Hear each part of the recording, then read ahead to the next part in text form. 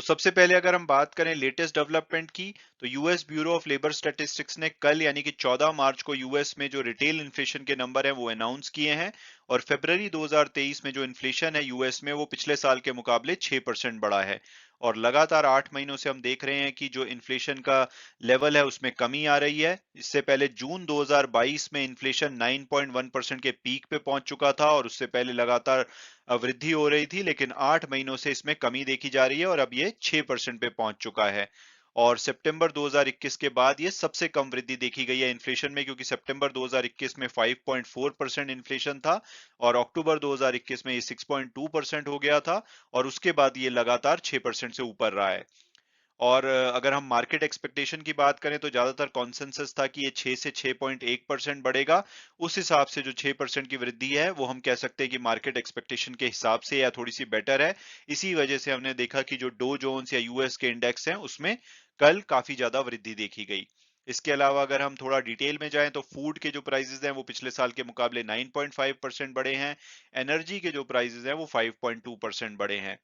और जो core inflation है यानी कि जो एनर्जी और फूड को अगर हम टोटल इन्फ्लेशन में से हटा दें तो वो 5.5% बढ़ा है।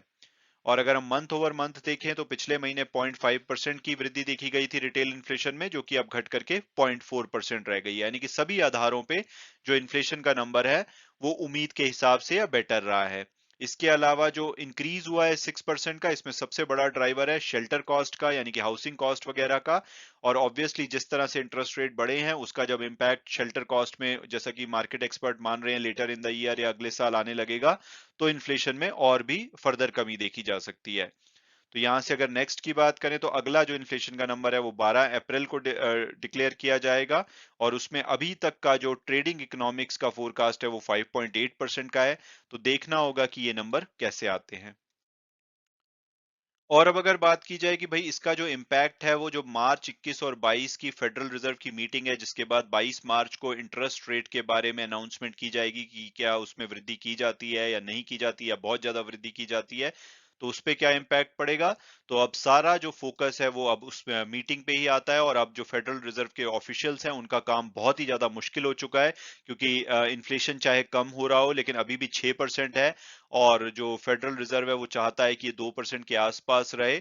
और पिछले वीक तक जो फेडरल रिजर्व के चीफ हैं पॉवेल साहब, जेरोम पावेल, उन्होंने हॉकिश स्टैंड रखा हुआ था कि भाई वो लगातार इंटरेस्ट रेट को बढ़ाते जाएंगे और एक बार के लिए तो ये उम्मीद की जा रही थी कि शायद इंटरेस्ट रेट को 0.5% से बढ़ाया जाएगा 21 और 22 मार्च की मीटिंग के बाद। लेकिन इस बीच में अब जो सिलिकॉन वैली बैंक का क्राइसिस और सिग्नेचर बैंक के क्राइसिस आ गए हैं, जिसमें कि दो बड़े बैंक फेल हुए हैं। तो अब ऐसे में अगर फेडरल रिजर्व इंटरेस्ट रेट बढ़ाता है तो बहुत ही ज्यादा नेगेटिव सेंटीमेंट भी ये क्रिएट कर सकता है। तो अब इनके ऊपर प्रेशर होगा कि इन्फ्लेशन को देखें या बैंकों को देखें।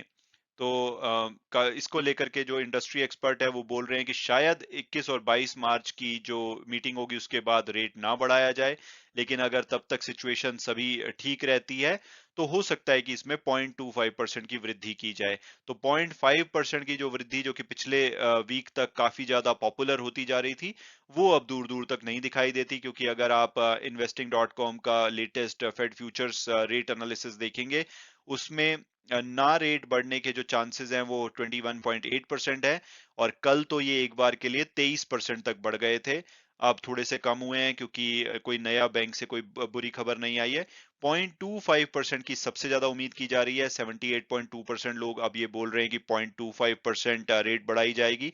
तो ये देखना होगा कि इंडेक्स कैसे चलता है, बट अभी के लिए मोस्ट प्रोबेबली ये लग रहा है कि 0.25% से इंटरेस्ट रेट बढ़ाए जाएंगे।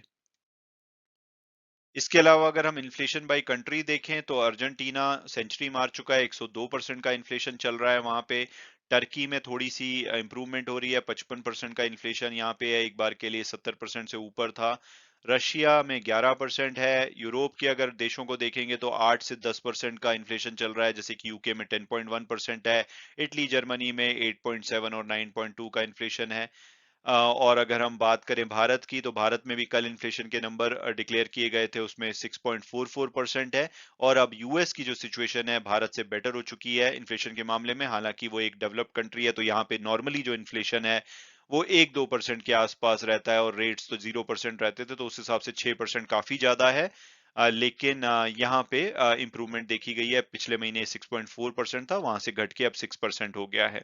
इसके अलावा अगर सबसे कम इन्फ्लेशन की बात की जाए टॉप 20 जो G20 कंट्रीज है उसमें, तो चाइना आपको 1% के इन्फ्लेशन के साथ दिखेगा। स्विट्जरलैंड, सऊदी अरेबिया में लगभग 3.4% का इन्फ्लेशन दिखाई देगा।